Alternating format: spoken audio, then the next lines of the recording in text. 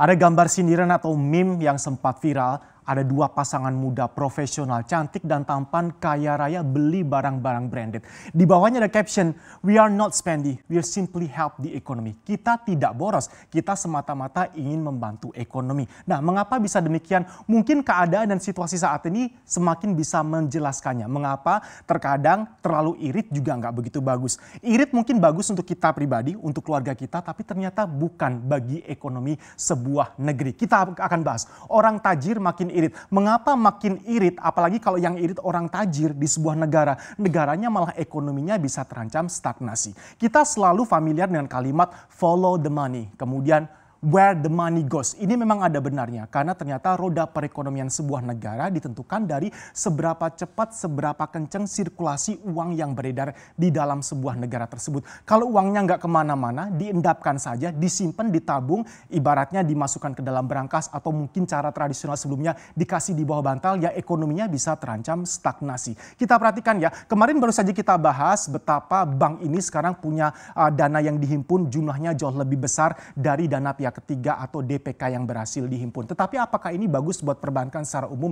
Secara likuiditas bank memang aman, tapi ternyata kalau kita berbicara mengenai fungsi intermediasi perbankan, menghimpun dana dari masyarakat kemudian disalurkan kembali, ini belum bisa berjalan dengan maksimal karena DPK-nya tinggi, jumlah nasabah, kemudian jumlah tambahan rekeningnya ada, uang yang dihimpun juga banyak, tetapi tidak ikuti dengan penyaluran kredit yang lancar. Ini yang menyebabkan kita sekarang masuk ke dalam fase stagnasi. Indonesia juga akan segera masuk ke dalam fase resesi. Uniknya lagi, ternyata resesi yang kita alami dan juga negara-negara lain ini bisa jadi bukan karena kita kekurangan jumlah orang kaya atau uang yang beredar dalam sebuah negara tidak banyak. Jangan salah, Indonesia ini punya banyak sekali ternyata orang kaya.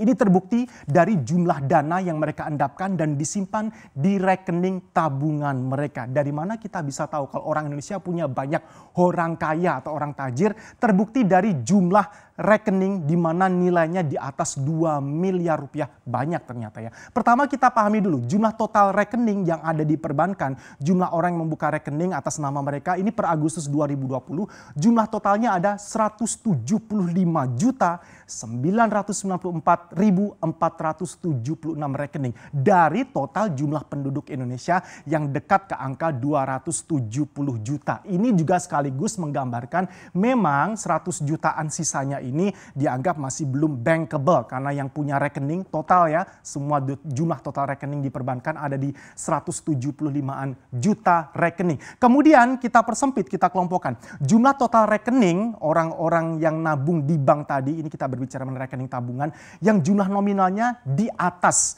2 miliar rupiah. Per Agustus 2020 Anda tahu jumlahnya ada 289.038 rekening. Jadi kalau kita kumpulkan rekening-rekening yang ada di bank-bank ini sebanyak 289 nyaris ke 290 milik orang-orang kaya yang duitnya ada di atas, tidak hanya berhenti di 2 miliar tapi di atas 2 miliar rupiah berawal dari sana. Ini gambarannya seperti ini untuk jumlah total rekening di perbankan yang punya duit 2 miliar ke atas itu berapa dari jumlah rekeningnya. Ada di sini angkanya ya, kita perhatikan. Next, nah ini adalah simpanan nasabah kaya di bank. Pengertiannya tadi yang punya jumlah uang tabungan 2 miliar atau 2 miliar lebih. Mengapa sih dari tadi kita sebut angka 2 miliar ini?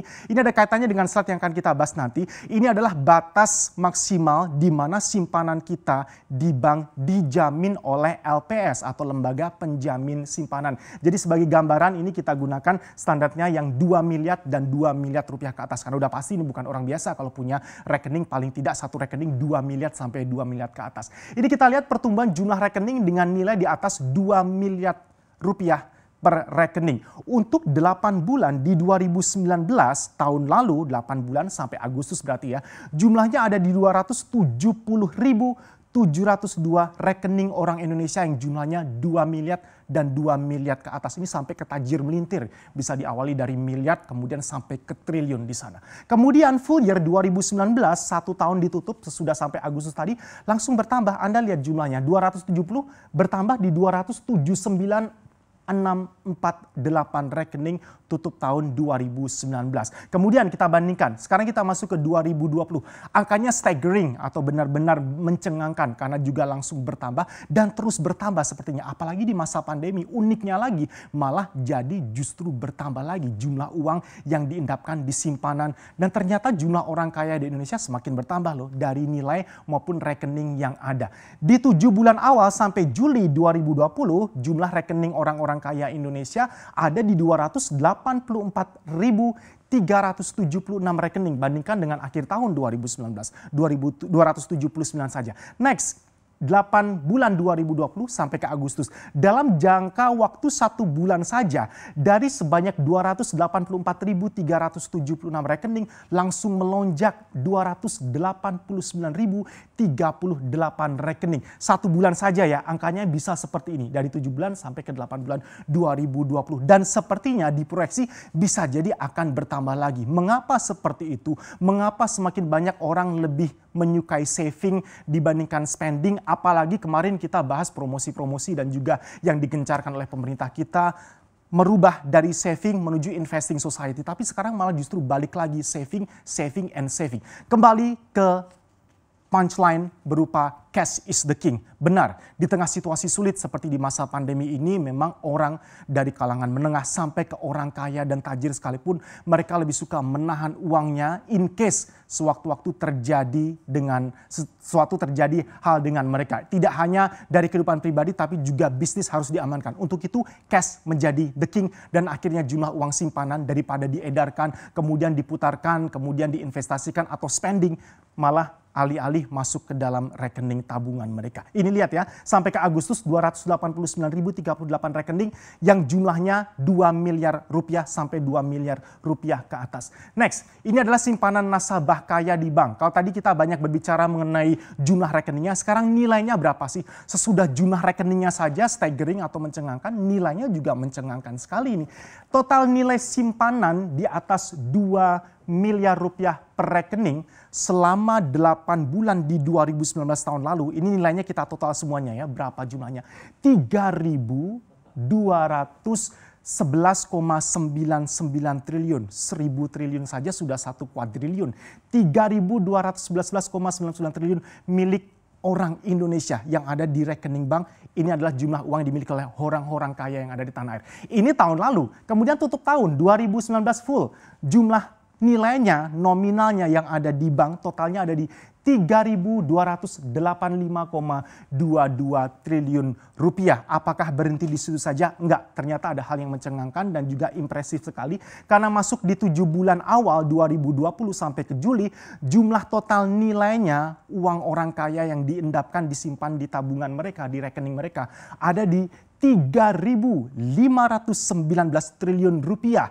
Kemudian sampai ke Agustus hanya dalam waktu 1 bulan saja naik angkanya 3.674 triliun rupiah. Nah, mengapa tadi kita gunakan angka 2 miliar? Karena ini yang dilindungi oleh LPS. Fungsi LPS tadi adalah memberikan penjaminan ya, kewenangan LPS adalah menjamin simpanan, kemudian menangani bank-bank gagal. Nah, simpanan dijamin ini nilainya 2 miliar, itu batasannya di situ. Kalau kita total dari uang total ini per Agustus 3.674 triliun rupiah, kalau kita ambil yang dilindungi dan bisa dilindungi oleh LPS di 2 miliaran per satu rekening, di total jumlahnya yang bisa dilindungi adalah 578 triliun rupiah. Inilah mengapa ada usulan dari LPS melalui Halim Alamsyah di tengah situasi pandemi ini agar jaminan maksimal dari uang simpanan yang bisa dilindungi bisa dinaikkan lagi, tidak hanya di 2 miliar rupiah. Fungsinya untuk apa? Kita bahas ya. Yang jelas yang dilindungi 578 triliun rupiah yang bisa dilindungi oleh LPS. Next, ini adalah tren pertumbuhan DPK. Tadi kita bahas dana pihak ketiganya jumlahnya naik, apalagi pasca kita masuk ke dalam masa pandemi semakin menunjukkan peningkatan, berarti banyak orang yang menyimpan uangnya di bank. Termasuk ini kemarin juga menjadi pertanyaan pemerintah ketika dikasih subsidi gaji ditambah Rp600.000 dengan harapan Anda mau belanja lebih, bisa beli barang-barang kebutuhan harian. Ternyata tidak. Anda pun yang dapat insentif Rp600.000 belum tentu uangnya mau dibelanjakan, malah disimpan.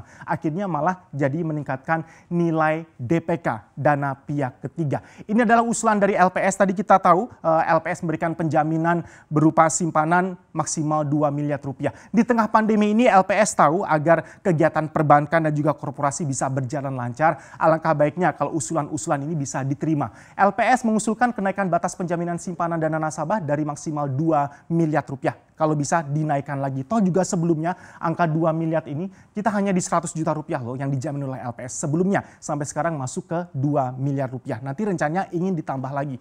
Usulan perluasan penjaminan dana masyarakat. Nah, penjaminan dana masyarakat ini adalah dana individu yang dikelola bersama. Misalnya ada DAPEN, kemudian ada dana haji, BPJS Ketenagakerjaan, rekeningnya jumlahnya ratusan triliun tapi dikumpulkan dari dana-dana masyarakat yang bisa jadi satu orang tadi di bawah 2 miliar rupiah. Kemudian ada juga usulan penjaminan atas beberapa jenis kewajiban bank di luar simpanan. Jadi selain simpanan berupa tabungan tadi, 2 miliar maksimalnya, LPS mengusulkan agar situasi pandemi ini memberikan semacam kemudahan dan fleksibilitas dan juga pemanis, ada penjaminan atas beberapa jenis kewajiban bank tapi di luar simpanan. Ini ya gambarannya, sebenarnya orang tajirnya banyak, orang kayanya banyak, bisa jadi resesinya bukan karena kita kekurangan jumlah orang kaya, tapi mau nggak orang-orang kaya tadi mengeluarkan uang, mau nggak orang-orang Indonesia berbelanja dengan menggunakan uang mereka, atau mereka lebih prefer menahan uangnya karena tadi terjebak dengan kalimat cash is the king, akhirnya stagnasi membayangi. Kita nantikan bersama seberapa jauh roda perekonomian kita bisa didorong